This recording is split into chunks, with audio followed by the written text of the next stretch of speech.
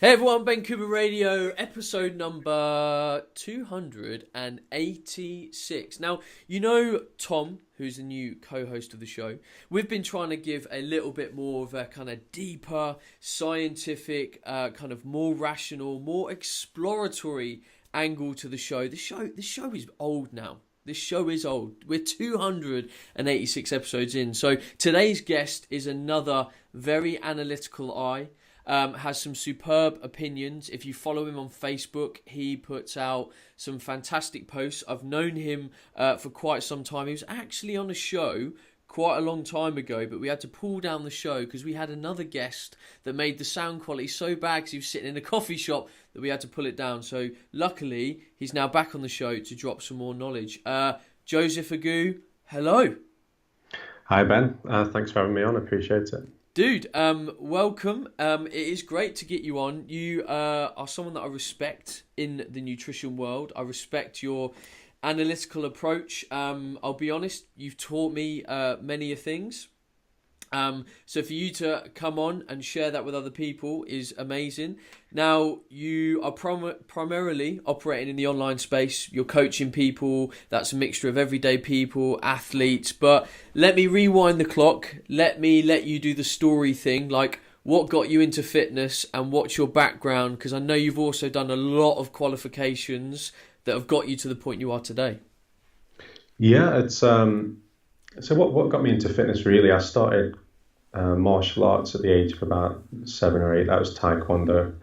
I got pretty bored of that just because of the sort of patterns and stuff. I wanted a bit more sparring, so I started kickboxing. Got a black belt in that. I ended up packing that in at uni just because there wasn't a club around. So that's essentially what got me into fitness. And then in terms of developing a sort of career pathway, I did my undergraduate degree in sport and exercise sciences at the University of Chester, and then followed that up a year later with a master's in sports nutrition.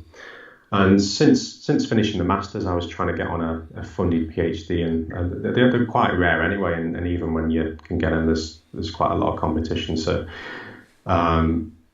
about 18 months went by, I didn't really get anything, so I was just holding down sort of jobs just to keep the roof over my head for the time being, and then started up a nutrition consultancy that was out of josephagu.com originally, and then ended up having a break where I got a job at the EIS, the English Institute of Sport, working with British Athletics, and that was doing a part-time PhD at Bangor University as well. So I finished there a couple of years ago, so that was from around 2013 to 2015.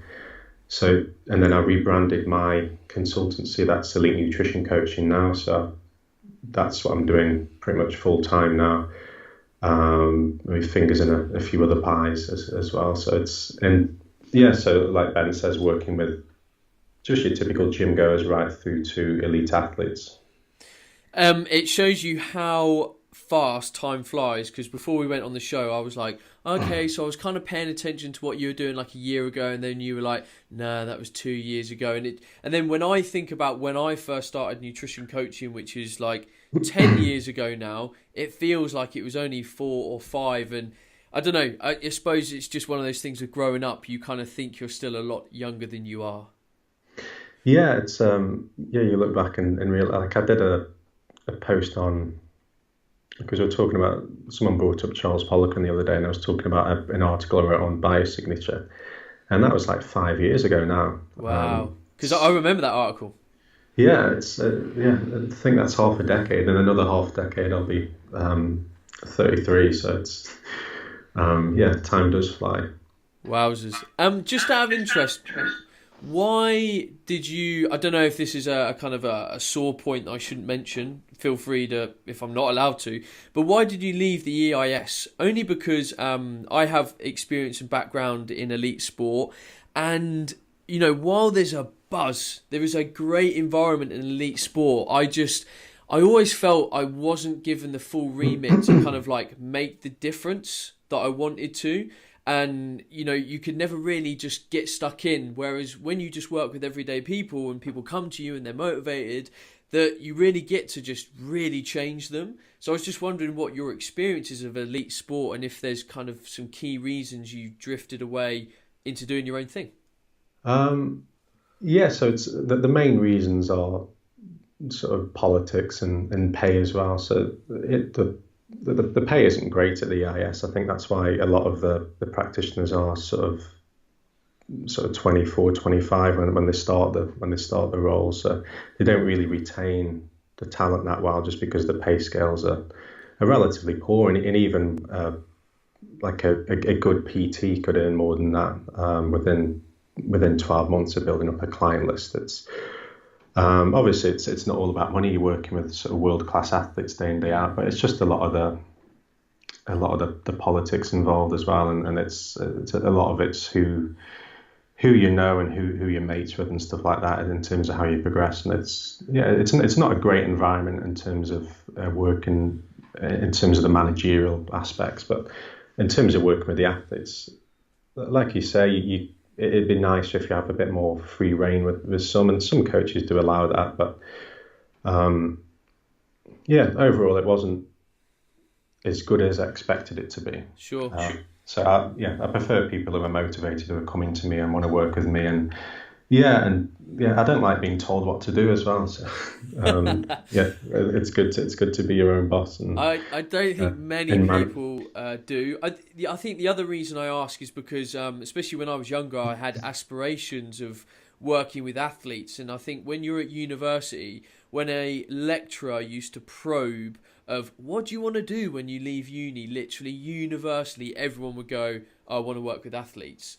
And at no point did the lecturer say, do you know there's going to be about 3 jobs for every 100 that are in this room? And actually, kind of, we never had the reality of the picture painted to us of elite sport. So just getting a little bit of your insight, I think, is refreshing, because still the amount of people that are young coming into the fitness industry that go, I just want to work with athletes. And it's like, maybe just consider those steps. Yeah, it is. It is quite right. Like when I was in the EIS, I think there was 15 nutritionists in the EIS. So like how many people graduate each year with not only a BSc but an MSc? It's far more than 15, and to get one of those spots, obviously there's other jobs in elite sport like football clubs and like with working with sort of boxers and things like that, but that's generally considered it's a good thing to have on your CV. It's well recognised, and then pretty much everyone's heard of it in elite sport. I just don't think it's what it's cracked up to be. I think there's the far easier ways to make a good living with sort of nutrition or sports science or sort of personal training backgrounds. I think if we're going to look at elite sport, the job now would probably be to be McGregor's nutritionist. Now Mayweather's retired. What were your thoughts on the fight? I think it was as I expected. I thought it's he basically got schooled, didn't he, McGregor? Yeah, it was as I expected, but I personally thought it was going to be a setup, and they were going to kind of quote McGregor a lot more. Oh, you should have won the fight, that kind of thing. So they almost came out both winning in sums. Like McGregor won the press, and Mayweather actually wins the fight. But I loved how humble McGregor was. Yeah, and I think at the end of the day, it comes down to, well, for them, it's a massive payday, isn't it? And like you can always see they're going to be respectful to each other after the fight, and they sort of kiss and make up and stuff, because it is a lot of it is just pantomime, isn't it? It's just trying to sell tickets. But I never really gave McGregor a chance. I think he did all right, but I think that's because Mayweather let him. He was trying to work him out the first few rounds, and then once he realised that he couldn't hurt him, because he landed like the biggest punch that he potentially could have done in round 1, that uppercut. And I think when McGregor realised that didn't touch him, essentially, that he had no chance of knocking him out, and I think Mayweather knew that as well, and then he just started walking him down, didn't he? But it was good. It was worth. I stayed up for it, but I had a little nap in between, but it was good. Yeah, it stayed up, mate. It was on ungodly hour of the night. There's no way I'm staying up for that. I'm far too old. But then I've got a couple of years on you, Joe. So you're Yeah, still recovering well. You don't get joint pain yet from training and stuff. yeah, little bits. Yeah, you can actually feel it once you get over about 26. You can feel the difference. Yeah, I've still got a few years of decent fitness left in me, I think. But yeah, I think once I'm over that 30 mark, but Mayweather 40, so it can be done. Mate, it can be done into well old age. Anyway, let's start to explore some nutritional topics. We keep flirting. We need to get into some meat and bones. Now, we were kind of having some off-air discussions on where we wanted to kind of explore. And I think a really poignant topic right now in fitness is plant-based nutrition.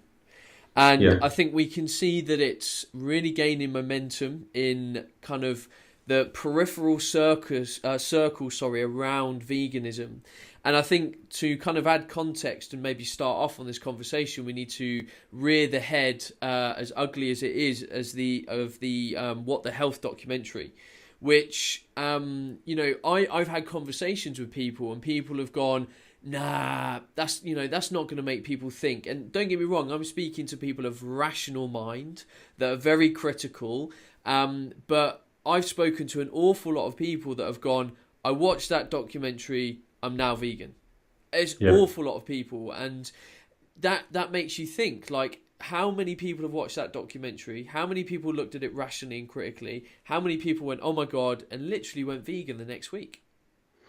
Yeah, it's an interesting one. I watched it. I watched it in about 2 or 3 parts just because I was getting wound up I couldn't sit and watch it all in one go. But I can understand why that's the case, because it does pull on those emotions, particularly towards the latter half of the more anecdotal reports and stuff. And I was, even though I know that the stuff they're talking about is fundamentally wrong in terms of it lacks any research base, and but it is quite convincing, and so I completely understand why many people watching that could decide to go vegan, because we're obviously in the position that we can decipher when claims are incorrect or not. But if I was watching the same program in an area that I hadn't really read around, I'd probably be convinced to the same extent, because it is a very convincing documentary. But then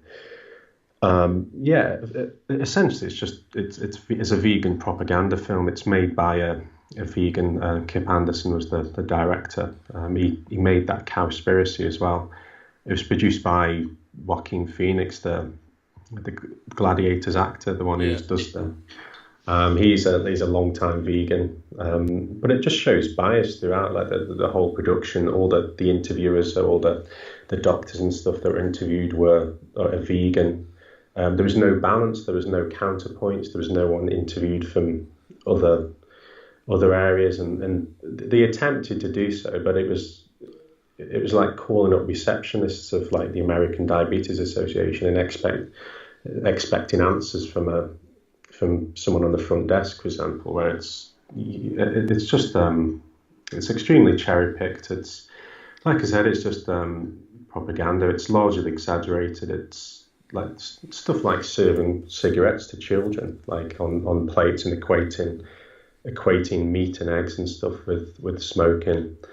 But fundamentally, there's as far as I can remember, there wasn't a single randomized controlled trial cited in the whole documentary. So RCT is basically so they get 2 or more groups of people entirely randomized, and they typically crossed over as well, depending on the trial. So they're essentially the gold standard in trying to work out cause and effect. Instead, it just relies on weak epidemiological data and case studies of a few people, and blog posts and stuff like that, and relying on like food frequency questionnaires and essentially with a lot of epidemiological data, you can basically conclude whatever you want, because there's so many variables there, and if you test everything, there's a phrase, torturing data. So if you torture a person, he'll confess to anything, and if you torture data, it'll show you results, show you positive results, whether that's just by chance or not. If you're testing 200 variables, you can expect it. The P sort of the probability rate ratio of whether you accept something as the null hypothesis or not is 5 out of 100. So if you do 200 variables, you can expect 10 of them to be significant by chance. I think that's what a lot of it is what you get. Shall I get into the egg thing as well with the smoking? Or? Well, yeah, because I think what we need to do from a scientific perspective is, I don't really want to talk about sugar, because I think sugar's been talked about a lot on the show, and for me it's a energy building block. Like, it's ridiculous to say that it's completely bad. We've got the egg thing, we've got the cholesterol thing, we've got meat and dairy as a whole. Now, what I want you to do is almost come at it from a scientific angle and say, okay, this is what was hypothesized. When we actually look at it, this is really where the truth is, and kind of, I suppose, appease people's potential concerns. Yeah, so with the egg thing, like, there was an article published in 2002 called Egg Yolk Consumption and Carotid Plaque. That was in the journal Atherosclerosis, and that's the one that they're citing to say that if you increase, an egg is the equivalent of smoking 5 cigarettes per day. And the study did find that egg consumption was correlated with levels of plaque in the arteries, and to a similar extent as cigarette smoking. But it's just a horrible study, because, again, like I say, you can't control for those different variables. People who eat more eggs might do other things. You can't control for all the other variables. And that paper come under fire by, I think there was at least half a dozen letters to the editor or comments on that article by far more reputable researchers and laboratories. Some of them are quite witty as well. So, like, one of the titles was putting eggs and cigarettes in the same basket. Are you yoking?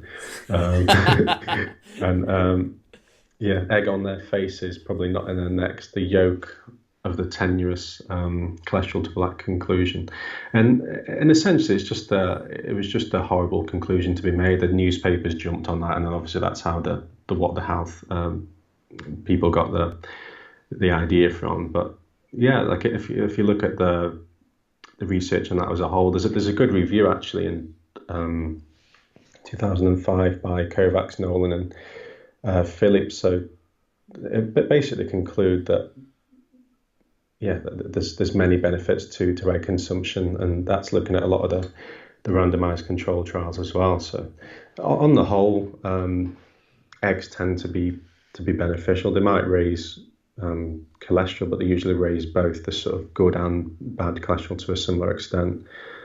They're good for sort of eye health and things like that.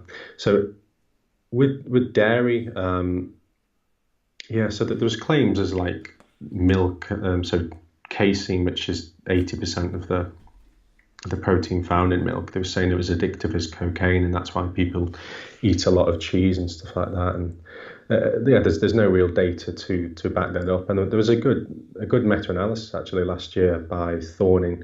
I can send you these links after if you want to let your listeners so they can check and verify those. So, and essentially they looked at loads of different aspects of health and disease. So they looked at basically all-cause mortality, obesity, body composition, childhood obesity, diabetes, cardiovascular disease, and all these things. And the only thing that they found that was an adverse effect or association was prostate cancer. It was either neutral or favours an adverse effect. Everything else, like pancreatic cancer, lung and ovarian cancer, they're all positively affected. Mortality, there's no real change. Adult obesity was no real change. Body composition can be positively affected. Childhood obesity positively affected. Diabetes positive. Cardiovascular disease, stroke, bone fracture risk, bone mineral density, bladder cancer, gastric cancer, breast cancer. All these are positively affected by dairy consumption. So on the whole, it's pretty safe to say that dairy foods are worthwhile including in your diet if you can tolerate them. So as far as I'm concerned, sort of like eggs and dairy are no issues. in terms of meat, so it is true that the more processed the meat, the more that can potentially lead to or increase the risk of certain cancers like colorectal cancer and stuff if you eat a lot of processed, so a lot of bacon and a lot of cheap processed meats. But but if you're eating good quality sort of lean protein sources, so like chicken, turkey, fish, like sort of good cuts of red meat, then I don't think there's any issues there. So looking, just to come back on the kind of epidemiological data, when they've looked at processed meat, again, has this been randomized controlled trials, or are we kind of saying, well, there seems to be a correlation between processed meat and some of these cancers, mainly colorectal cancer? Is that the case, or are we saying, oh no, there is a direct correlation? Because the reason why I ask is it's very hard as a nutritionist to make a recommendation of like, okay, maybe 1 or 2 portions of processed meat a week, or maybe 2 or 3, or maybe 3 or 4. Like, where does that number lie for a start? And my opinion always is, if you give the body the best chance at processing anything potentially negative, so let's say you eat 10 portions of fruit and vegetables a day, are really well hydrated, are exercising and sweating a lot, all these things that help the body does its thing, are we then looking at the same level of kind of problem with processed meat? I think, that's a good point, because I imagine a lot of the people who eat eat a high quantity of processed meat, or people from backgrounds where they might not, because they are cheaper meats, they're probably from lower socioeconomic backgrounds, so they might be a higher risk of sort of depression. They might smoke, they might drink more, they might not get enough sleep, they might not eat that sort of 10 servings of fruit and veg per day, which is highly likely, and you do see that in people. So it's difficult to control for those variables. There are sort of in vitro data, so like looking at different aspects of the processed meat and different carcinogens like that, and there's an increased risk there, but the increased risk is something like 10 or 15%. But if you think that your risk of getting a certain cancer is say 1 in 100 or something like that, increasing the risk by 10% isn't all that much. It'll increase it to like 1 in 90 then, or something like that.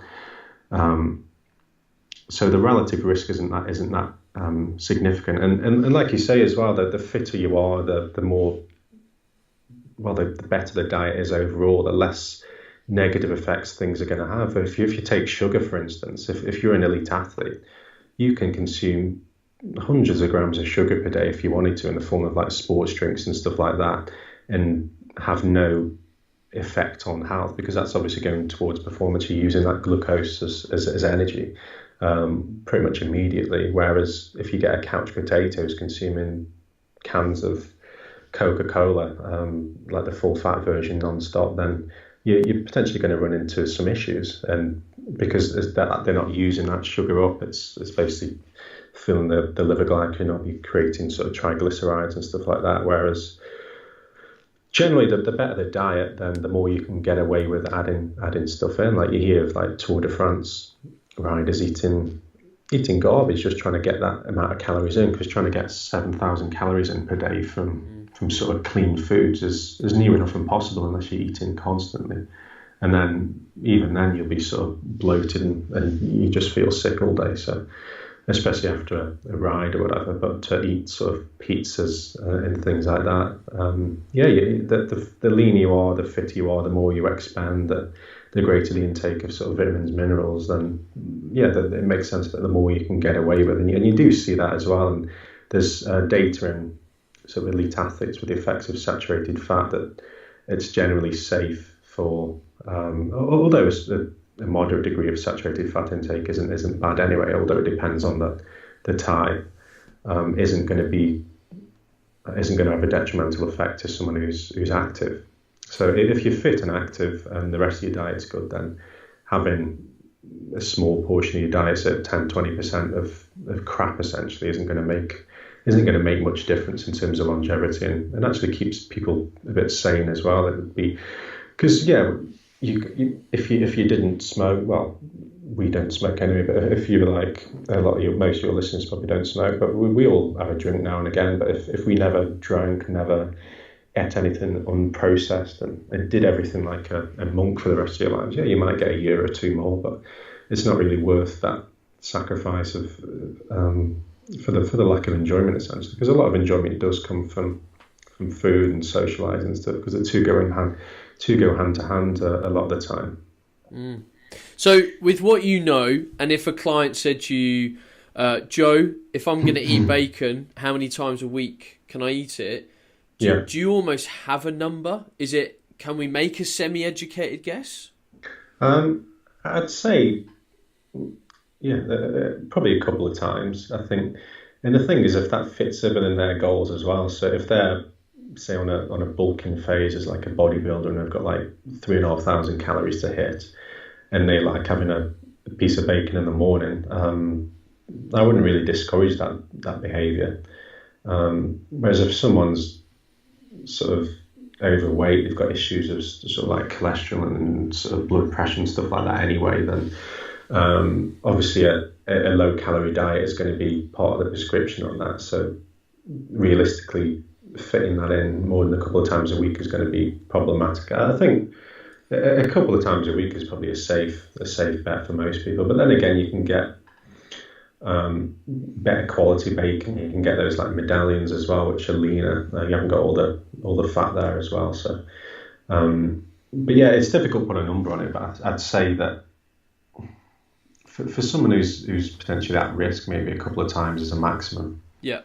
I think that's good as well, because I think as soon as you start to venture outside that, you would then start to question the overall kind of focus of the diet, like where your head is at in how you're viewing your overall nutrition. Now, don't get me wrong, you picked up on a good point, is if someone has a lot lower of an income, then buying things like big gammon joints and sausages are generally a lot cheaper. And that then might be a sacrifice that they have to make due to the kind of cost. But then I would probably argue that, well, actually, perhaps we could look to some maybe cheaper, more vegetarian forms of protein. So chickpeas, fantastic. I have quite a bit of chickpeas in my diet. Really like putting chickpeas in curries. You've got things like cottage cheese. You've got high protein yogurts. In terms of a protein content, these end up being quite often quite a bit cheaper than animal protein.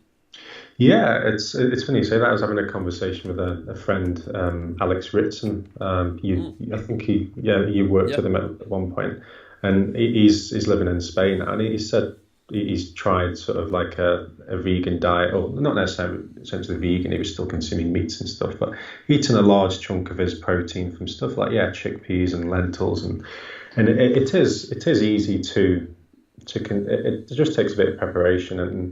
And when people oftentimes complain that they haven't got or they can't afford these good foods, if you buy stuff in bulk, if you buy a lot of these meats in bulk anyway, and you're not spending 20 quid on a Domino's, you can get a lot of good stuff, especially in like places like Lidl and Aldi and like Morrison's. I was in Morrison's the other day, and it was like 3 big packs of like meat for like £10, and like that was like lean mince and chicken breast and stuff like that. So you can make it spread, and then you can always add sort of supplementary protein, like you said. So chickpeas and lentils and like brown rice and stuff like that it's extremely inexpensive. Have you tried going vegetarian or vegan for an extended period of time? No, probably the most was about a day. I've got vegetarian relatives, so when we go stay with them, it's usually a couple of days, but then the first thing you want to do is when you come back is get tucked into a bit of meat. But I quite enjoy meat, so I wouldn't really do that. It's worth experimenting with, I suppose, and I do prepare some vegetarian dishes if they are, like you said, like a chickpea or lentil curry or something like that. But I almost feel as though like a meat-free meal is almost like a a non-alcoholic cocktail. It doesn't seem quite right, does it? Especially in the main meal, like stuff like breakfast. Like you can have oats and like a whey protein, stuff like that. But in terms of going vegan's a lot more difficult. Like vegetarian, I think I could do for a short while, but vegan, going full vegan, would be quite difficult. The way I quite often package this is in, when we've talked about the research element of kind of like meat and dairy and protein as a whole, and given the context of a diet, there's no reason to kind of cut this stuff out. And for me, when I think about my own nutrition, I've tried, only short periods of vegan. And the reason why I've gone for short periods of time is my body feels like it's missing out on something. And I genuinely really struggle to feel full. I'm having to eat huge volumes of food to feel full. And then it started to become unenjoyable because I started to have to really think about strategically how I was going to fill myself up. Now, on the flip side of that, my girlfriend currently, at the time of recording this, is off meat. And she's done it purely because she's reached a point in her life where she literally just doesn't want to eat it. It just doesn't appeal to her. She thinks about food and she just thinks about fruits, vegetables. She's eating quite a bit of fish because, again, she's just enjoying fish. And I think that's awesome. Like, listen to your body. Like, if you want to go vegan because meat doesn't agree with you, you don't believe in it, it just doesn't feel right, awesome. But when I think about burger, I get excited. It's end of. There's something in me that wants burger. Yeah, no, I'm the same. It's each to their own. It's I've got a couple of vegan clients at the minute, and if someone prefers a certain way of eating, whether that's due to taste or ethical reasons or or whether other reasons, religious, then you work within those particular constraints and trying to work the diet as optimally as you can. But one thing I would say about veganism is to get a decent intake of the sort of various macronutrients, and certainly some of the main things like calcium, protein.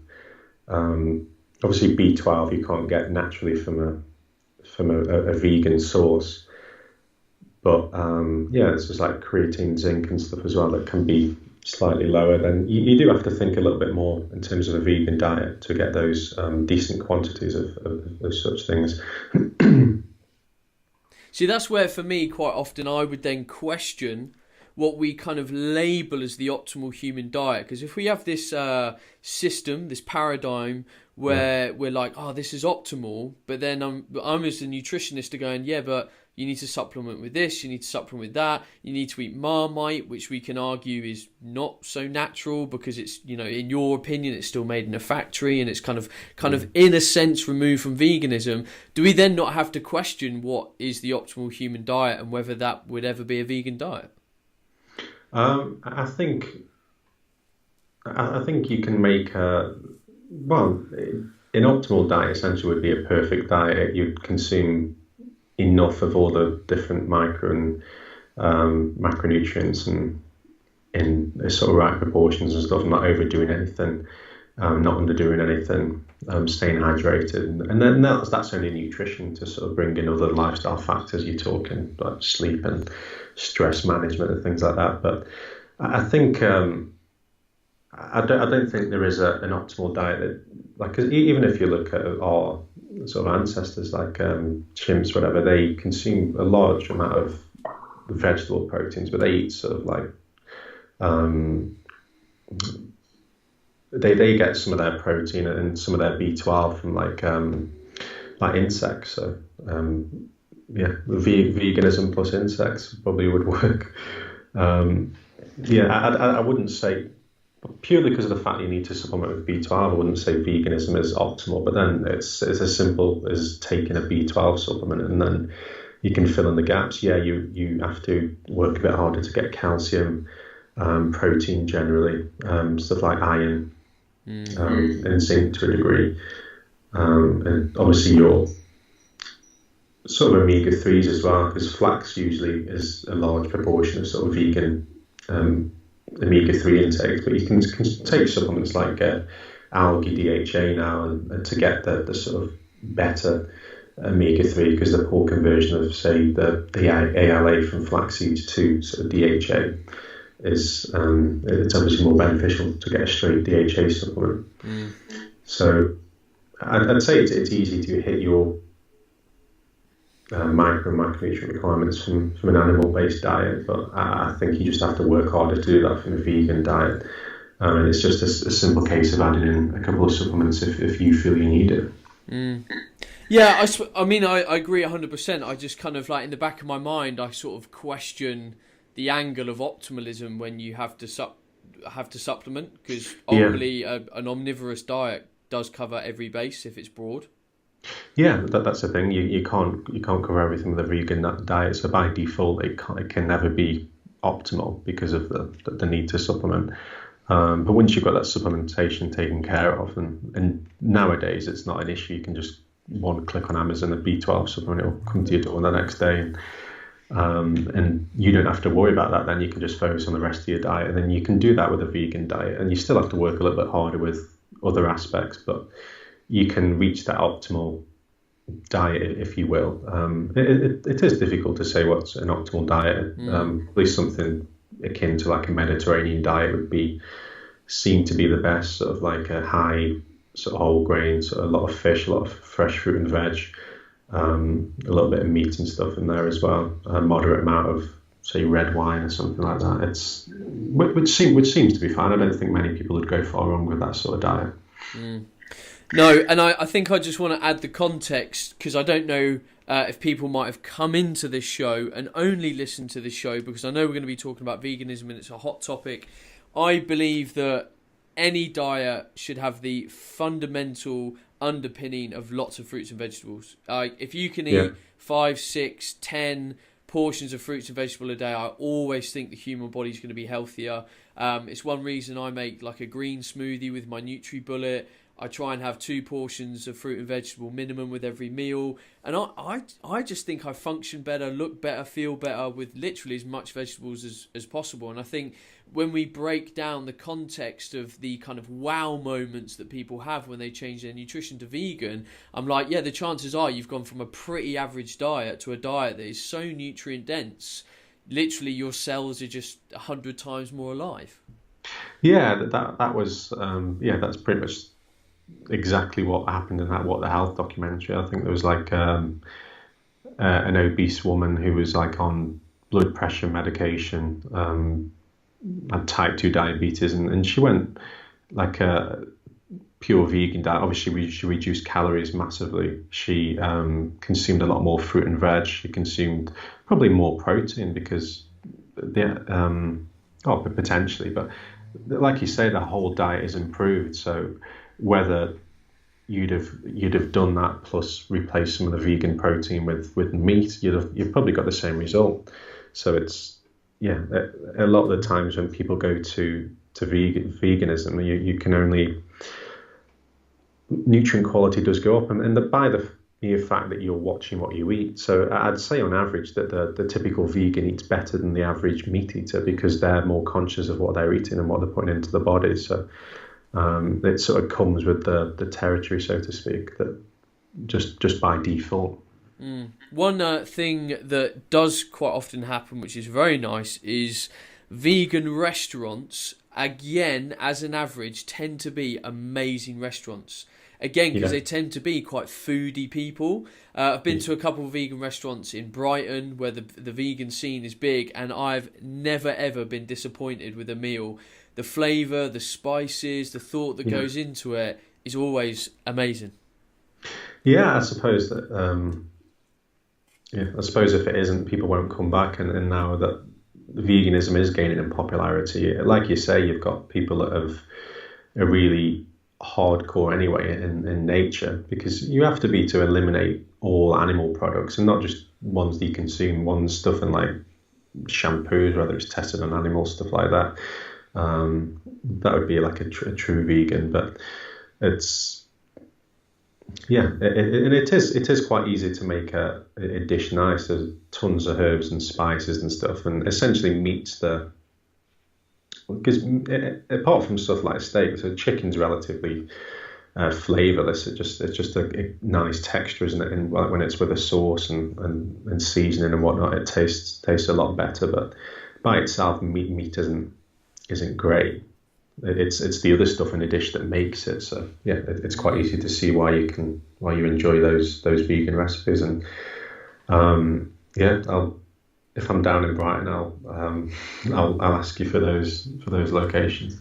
Do it. There's lots of them. All right, Joe, we're going to finish off today's conversation by just widening the topic of protein, because it's come up quite a bit today. Now, We've obviously all got a baseline protein requirement, and I've seen a little bit of talk of this online, but not much, and I haven't gone into it because when we prepped the contents for this show, you brought it up as a talking point where I thought, well, I'm not going to do any research because Joe's going to come on and potentially teach me a thing or two. So, why spend the time?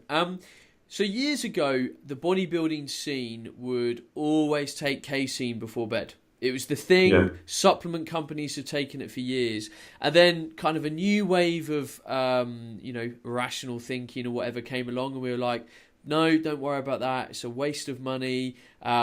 Just eat enough protein in your diet. Have a normal meal at like 7:30, 8 o'clock at night, and you'll be fine. And I've started to see people kind of talk about, okay, actually, if we get another serving of lean protein literally just before bed, there's potentially a little bit more kind of a recovery benefit. Now, you mentioned it in your messages. I've seen a little bit of talking. What's the opinion? Yeah, it's So the reason casein is used before bed is because it's a quote unquote slow protein, so it's slowly absorbing. That's because it's when you ingest it, it basically clots in the stomach, it coagulates, and then it just slows the absorption, slows the release from the stomach. So the idea then is because you're going 8 to 10 hours or whatever overnight without eating, longer if you're like an intermittent fasting guy, but then you probably wouldn't buy into the casein idea anyway if you were doing intermittent fasting, that you better hold on to your muscle mass or even stimulate protein synthesis throughout the night. The reason why it's used in research is a little bit different. That's mainly just due to cost, because to assess the digestion kinetics, it needs to be traced. So one way of what they do is, this is Luc van Loon's lab, they infuse cows with phenylalanine whilst they're taking the milk. So then that milk has got the phenylalanine traces, so it's basically they alter the chemical structure of it, so then they can trace that throughout digestion. And because casein makes up 80% of milk protein, that it's obviously 4 times more economical than getting that traced way. So that's why they use the casein in the research. And is casein the only slow digesting? No, it isn't, because if you look at stuff like egg, so casein's around 6 grams per hour digestion rate, weighs around the 10 mark. Stuff like eggs around sort of 2 to 3. Milk protein in general is around 3.5. Soy protein around 4. Meat's probably below the 6, just because it takes a bit longer to break down and so on. But my general opinion is that it can be beneficial before bed, but it's not. There's nothing magical about consuming protein before bed, whether that's casein or otherwise. And essentially, it's just another time point to hit a protein feeding. So what we know from the literature already, and it's quite clear, is a given protein intake spread throughout the day is going to optimize sort of protein synthesis. So it's usually around the sort of 1.7 to 2 gram mark, 2.2 gram per kilo mark. And then if you spread that over evenly over around 4 to 5 meals, that's going to optimally stimulate protein synthesis. So separated by around 4 to 5 hours. Now, if you're doing that anyway, then you're by default hitting your pre-bed protein meal. It's just another window to stimulate protein synthesis. If your protein was suboptimal during the day, and you say your last meal was at say 5 or 6 p.m. and you go to bed at say 11 and get up at 7 the next day, you're going a good 14 hours without consuming something. So then if you had a casein shake, for example, that would be probably the easiest way before bed, then that would probably have a positive effect, and the research has shown that to be the case. So like I said, Luc van Loon's done most of the research in this regard, and their first study in a relevant population was 2012. So they showed that 40 grams, I think it was, of casein ingested 30 minutes before bed improved rates of overnight protein synthesis. So this was measured over 7.5 hours. So then this was in a group of like 15 recreationally active men, and essentially this study was a proof of concept, essentially, to show that protein taken before bed is effectively digested and absorbed. So the next logical step was, how does this then translate to gains in the long run? So in 2015, they looked at the intake of a casein blend. So this was 27.5 grams of a casein blend, so casein and casein hydrolysate plus 15 grams of carbs, and that was ingested immediately before sleep. And they showed that in a group of, I think it was 40 recreationally active men, over the 12 weeks, they improved muscle cross-sectional area size. Their 1 rep max was improved. So it did have a positive effect. But one of the, quite a sort of glaring limitation, depending on which way you look at it, that both studies used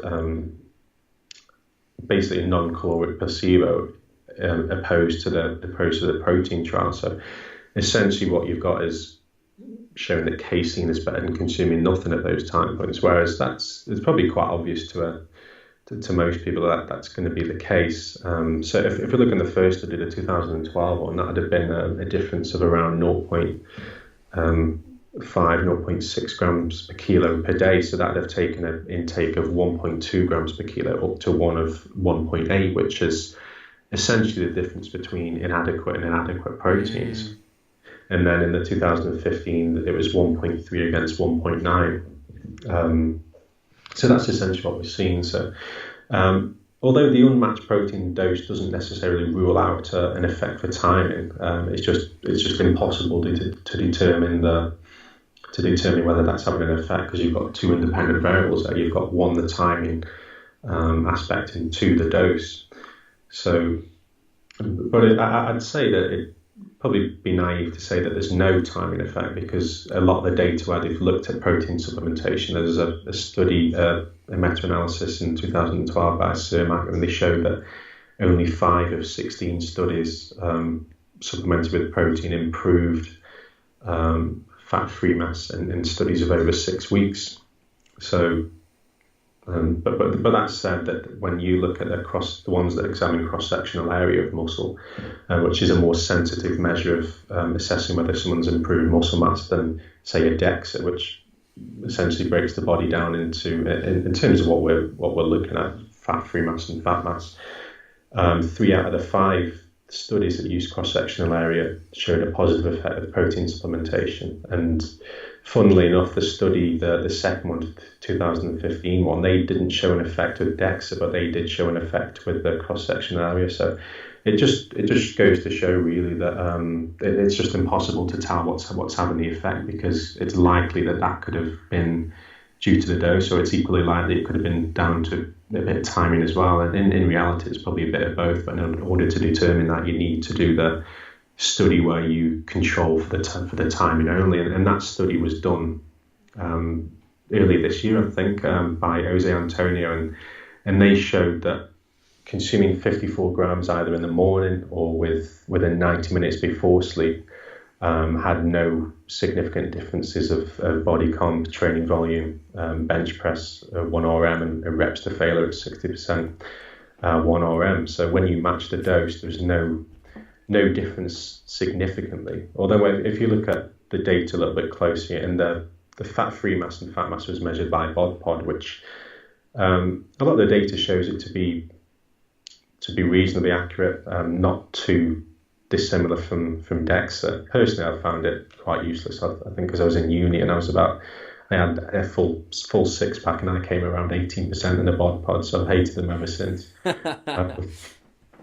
And they showed that lean body mass increased by 1.2 in the evening group versus 0.4 in the morning group. So 0.8 kilos is quite a significant amount over the think it was 8 weeks. So you're talking about 100 grams a week. This could be error, measurement error. It could be, or it could be something in it after all. The actual timing effect before bed, whether you match protein or not. So without more data, it's difficult to say. But to cover someone's bases, like I said at the start of the answer, if you take 2 grams per kilo and spread that over 4 or 5 meals every 4 or 5 hours, you're going to get those timings in by default anyways to make additional pre-bed protein essentially irrelevant. So that would be my go-to approach. So for example, if an 80k male wanted to implement that, then 2 grams per kilo over say 4 to 5 meals every 4 or 5 hours, you could do like 30 grams at 7 a.m, 30 at 11, 30 at 3, 30 at 7, and then a 40 gram dose right before bed around 11 p.m. Or if you prefer to eat 4 meals, you could go slightly higher. So you could just go straight 40 grams at say 7, midday, 5 p.m, and then 10 p.m. And then that would, it'd be difficult to see how adding additional casein in before bed would produce more beneficial results over such a protocol. Interesting, very interesting. Have a good diet, eat protein regularly, and I think one thing a lot of people miss out on, is genuine training intensity. Actually, like if we're talking about someone that's building muscle, like just, you don't have to train every day, 3-4 days a week, maybe 5, but just push yourself hard, push that muscle. It's the effects from training are going to far surpass any nutrition intervention. The study by the meta-analysis, the new one that looked at whether protein supplementation was beneficial, showed that essentially that training is going to produce the main benefit in terms of muscle mass. You can essentially have a piss poor training program and eat all the protein you want, take all the supplements you want. Someone who's eating essentially according to hunger and training, balls to the wall, will outdo you in terms of lifting and everything. And you see that all the time. You see athletes with really poor diets, but because they train hard, notwithstanding they're genetically gifted anyway, but just because of that training, they're reaping the rewards from that. Obviously, if you tweak their nutrition, then they're going to train better and get better results. But training is essentially the sort of bottleneck to improving performance in the gym, improving either performance or increasing muscle mass. I think I will wrap up the show, but I think this is where my kind of recent opinion has lied on females, or kind of males and females in general, on sort of the topic of CrossFit. In the, you go into a CrossFit event, and I've been to a lot, and you walk around the room and fuck, there's people in shape. Like, come on. And I know we talk about drugs in CrossFit, we talk about drugs in any sport, but as a generalisation, people that are doing CrossFit are in phenomenal shape a lot of the time. And I think one of the key things here is there's an application of training intensity. Now, don't get me wrong, I think there's a lot of CrossFit individuals training a little bit too hard, a little bit too often, and there needs to be some better recovery cycles. But, there's people in the gym and, they're working hard. And if we look at how some people are training in, your everyday commercial gym, we're actually hopping over and doing some CrossFit just through the application of intensity might play massive dividends in developing an athletic physique. Yeah, I agree. I work with 2 women who are doing CrossFit. One of them's got a competition in America, like one of the regional competitions, and their training is ridiculous. They train like 3 hours a day, 6 days a week. So it's not only the intensity, but the actual volume that they're getting in is massive. Obviously, volume is if you were to isolate a single variable and equate that to what's going to make the most difference in terms of someone's rate of muscle gain, volume tends to be the key variable there, which is essentially weight times reps times the frequency of that muscle trained or whatever. But that they do train hard. Obviously, like you say, I think it's got a little bit better now, but the injury risk is quite great. But I think now it's been taken a little bit more seriously. There's a lot more money invested in it.